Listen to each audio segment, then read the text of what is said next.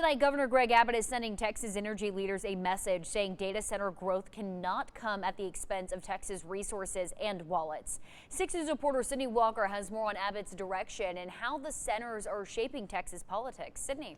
Bailey, Abbott sent a letter to the Public Utility Commission chairman and ERCOT's CEO directing them to enforce changes on data centers.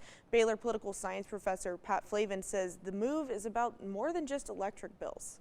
Texas Governor Greg Abbott is telling state energy leaders to take action on data centers. This letter is an attempt by Governor Abbott to limit the costs that potential new data centers are going to have on consumers. Pat Flavin, political expert, said data centers are a unique issue. It's hard to find right now a nonpartisan issue, but it seems like both Democrats and Republicans, pretty significant majorities, are against the prospect of a data center being built in their community. Now Governor Abbott is directing the PUC and ERCOT to make sure data centers pay their own electric costs and don't pass on the burden. So other suggestions like limiting or getting rid of the sales tax exemption for data centers. Flavin said Abbott does label Texas as being business friendly, and data centers certainly could bring economic benefits. The public, in survey after survey, seem to be very skeptical of these data centers because of the electricity use, the water use. But it's a balancing act. Toe that fine line between being business friendly but also being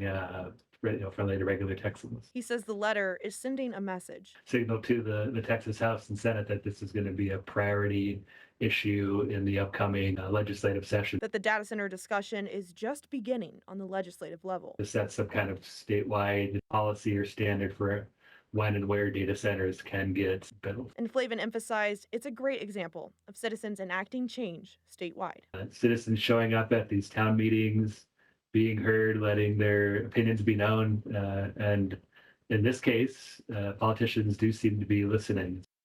But this move comes months before the November election where Abbott is on the ballot. His Democratic challenger, Gina Hinojosa, said he's backtracking and that Abbott's tax incentives are the reason for the data center boom in the first place. Sydney, thank you.